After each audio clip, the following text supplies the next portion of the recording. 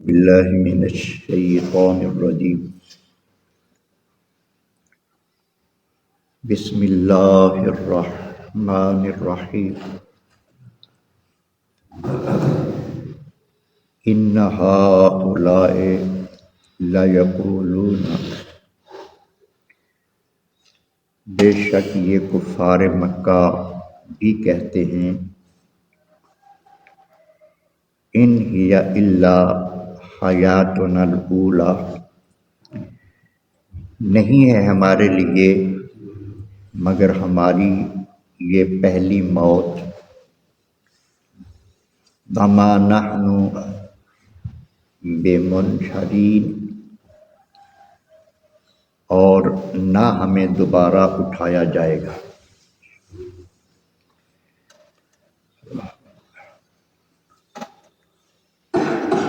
سورہ دخان کی آیت نمبر 34 اس وقت ہمارے زیر مطالعہ ہے۔ کفار مکہ نے آخرت کے عقیدے کے بارے میں جو کچھ کہا اس کا یہاں ذکر ہو رہا ہے۔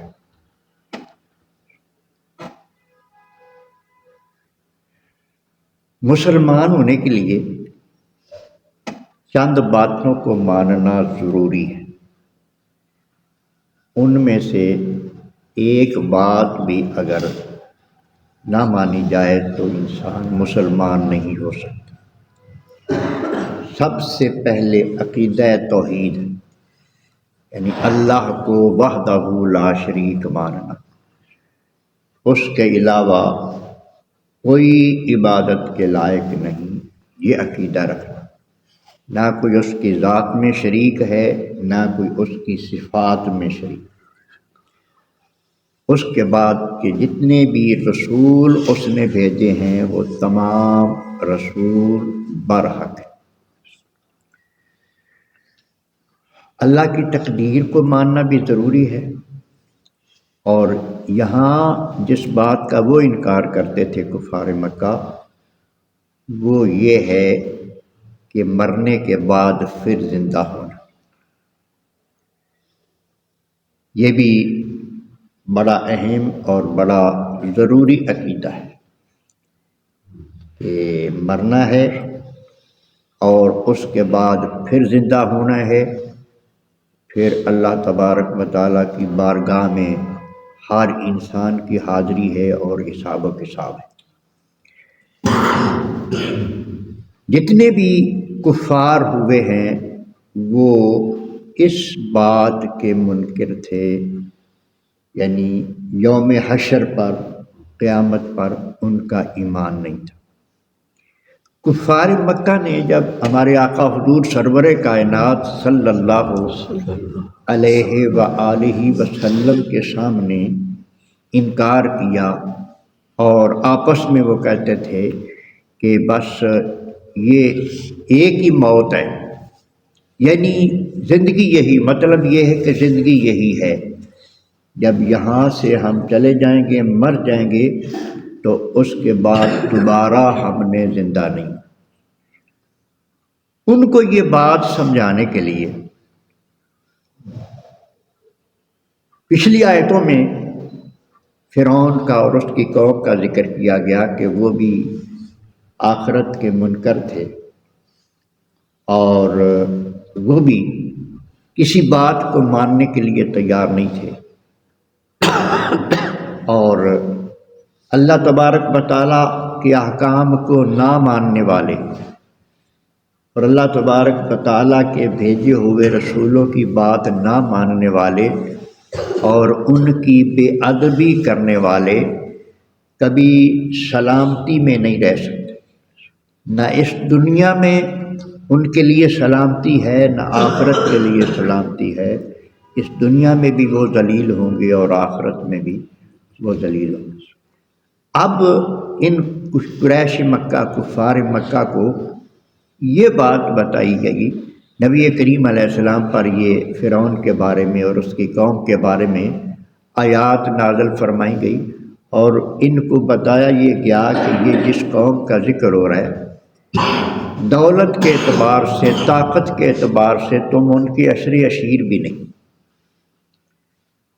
یہ اہل مکہ یہ اتنے خوشحال نہیں ہوتے تھے جتنے حضور کے بعد ہوئے، یہ اتنے خوشحال نہیں ہوتے تھے۔ نبی کریم علیہ والسلام کے قدم مبارک لگے ہیں تو یہاں برکتیں ہوئی ہیں، اس سے پہلے ان کے حالات ایسے نہیں ہوتے تھے۔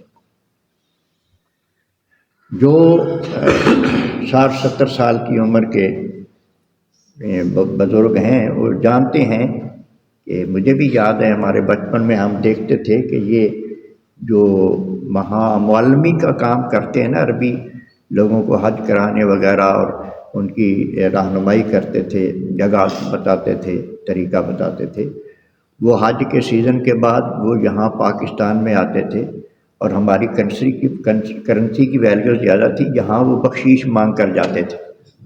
اس طرح کے حالات تھے کہ وہ لوگ بھی یہاں لوگوں سے آ کر سوال کرتے تھے۔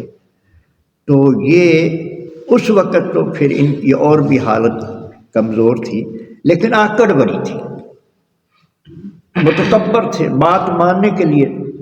تو ان کو یہ بتایا گیا کہ یہ جو قبطی قوم تھی نا، اور فرعون تھا، یہ دولت میں تم سے بہت آگے تھے، اور ان کی سلطنت بھی بہت بڑی تھی، حکومت بھی ان کی بہت بڑی تھی، پوری دنیا کا بادشاہ ہوا یہ۔ تو پھر یہ بھی تم دیکھ لو، کتابیں تمہیں بتاتی ہیں، داستانیں ان کی تم پڑھ سکتے ہو۔ تمہیں اس بات سے غافل نہیں ہونا چاہیے کہ اللہ تبارک و تعالیٰ کا جب قہر نازل ہوا تو پھر کس طرح اللہ پاک نے ان کو غرق کر دیا پانی میں۔ نہ دولت ان کو بچا سکی، نہ حکومت ان کو بچا سکی، اللہ کے قہر و غضب سے کوئی چیز ان کو بچا نہ سکی۔ اللہ اکبر۔ تو یہ بات، یہ واقعات جو سنائے جاتے ہیں نا قرآن مجید میں، جو پہلی قوموں کے ذکر آئے ہیں، یہ ہمارے سمجھانے کے لیے، جن کا انجام برا ہوا ہے وہ بات سنا کر یہ سمجھایا جاتا ہے کہ تم امت محمدیہ ہو، کہیں تمہارا بھی یہ حال نہ ہو جائے۔ نافرمان جو بھی ہوگا حال اس کا برا ہی ہوگا۔ بچت تو فرما بردار کی ہوگی، جو نبی کریم علیہ والسلام کے لائے ہوئے نظام کو، ان عقائد کو مان لے گا، نجات صرف اسی کی ہوگی۔ اور یہ پھر یہ کہتے تھے کہ یہ بس ہم ایک دفعہ اس دنیا کو چھوڑ چلے جائیں گے۔ مطلب یہ ہے کہ جو تم سے غلط کام ہوتا ہے، جیسے تمہارا نفس خوش ہوتا ہے نا، اس کو خوش کر لو، راضی کر لو۔ ڈرنے کی ضرورت نہیں ہے کہ میرا حساب کتاب ہوگا، ہم پہ ہماری پکڑ ہوگی، کوئی پوچھ ہوگا، یہ کچھ بھی نہیں ہونا۔ ان کا یہ نظریہ تھا، اور اسی نظریے کی وجہ سے پھر اللہ تبارک و تعالیٰ کا قہر و غضب نازل ہوتا ہے، دنیا میں بھی ہو جاتا ہے، پھر آخرت میں بھی ہو جاتا ہے۔ اور پھر ایک بات وہ احمقانہ کہتے تھے، فاتو بآبائنا ان کنتم صادقین۔ نبی کریم علیہ والسلام سے یہ کہتے کہ اگر آپ سچے ہیں اس بات میں کہ حشر برپا ہوگا، پھر دوبارہ زندگی ہوگی، ہمیں حساب کتاب دینا ہے، چلو پھر ہمارے جو باپ دادا اتنے عرصے سے مر چکے ہیں ان کو لے اور زندہ کر کے ہمارے سامنے، پھر ہم مان جائیں گے۔ اب کسی بے وقوف کی فرمائش پر یا اس کو سمجھانے کے لیے اللہ تبارک و تعالیٰ اپنا قانون نہیں بدلتا۔ اللہ کا قانون یہ ہے کہ یہ جو عرصہ ہے دنیوی زندگی کا، یہ جب مکمل ہو جائے گا، یہ جتنی صدیاں ہیں، لاکھوں ہیں، کروڑوں ہیں، اربوں ہیں، جتنی بھی ہیں، جب یہ مکمل ہو جائے گی پھر قیامت برپا ہوگی، سور پھونکا جائے گا، ہر چیز ختم ہو جائے گی، جتنی بھی زندگیاں ہیں وہ تمام زندگیاں ختم ہو جائیں گی۔ ان کے بعد پھر دوبارہ زندہ کیا جائے گا، اور جب وقت آئے گا تو ہر کوئی زندہ ہوگا، جو وقت آئے گا تو ہر کوئی زندہ ہے۔ اور معجزات دکھائے گئے، کئی دفعہ مردے بھی زندہ کیے ہیں انبیاء علیہ السلام نے، وہ بھی جب اللہ تبارک و تعالیٰ نے وہ معجزہ دکھانا ان کو چاہا تو اللہ تبارک و تعالیٰ کے امر سے انبیاء نے ایسے بھی معجزات دکھائے ہیں کہ مردے زندہ ہو۔ تو اللہ تبارک و تعالیٰ کہ ان قوانین کو ان فرمائشوں سے نہیں بدلا جا سکتا۔ تو وہ کہتے تھے کہ فاتو بآبائنا ان کنتم صادقین، اگر آپ اس مسئلے میں سچے ہیں کہ واقعی حشر برپا ہونا ہے تو ہمارے آباء و اجداد جو قبروں میں پڑے ان کو زندہ کر کے لے آؤ۔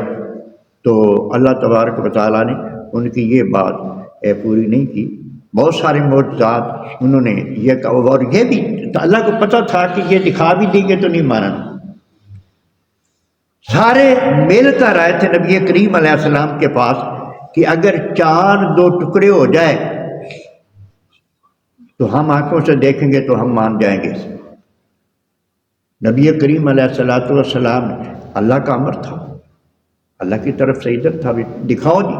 حضور نے ایسے اشارہ کیا انگلی کا، چاند دو ٹکڑے ہو گیا، ہاں جی، نیچے بھی آیا، سب نے دیکھا، پوری کائنات انسانی نے ہر جگہ پہ دیکھا جہاں جہاں چاند نظر آتا تھا۔ اب جب سب کچھ دیکھنے کے بعد کہ یہ بہت بڑا جادوگر ہے، لو گل پھر اتنے آ گئی۔ پتہ تھا کہ یہ ایمان نہیں لائیں گے، تو اللہ تبارک و تعالیٰ کو پتہ ہوتا ہے، تو پھر اللہ پاک جو نہیں چاہتے پھر وہ معجزہ نہیں دکھایا جاتا۔ تو اللہ تبارک و تعالیٰ سمجھنے کی یہ توفیق عطا فرمائے کہ قیامت، آخرت، حشر نشر برحق ہے، مسلمان کا یہ ایمان ہے، اور اللہ توفیق عطا فرمائے کہ اس وقت کے لیے ہم تیار ہو کے جائیں، نیکیاں کر کے جائیں، اللہ اور اللہ کے رسول کی فرما برداری کر کے جائیں۔ اللہ پاک سمجھنے کی توفیق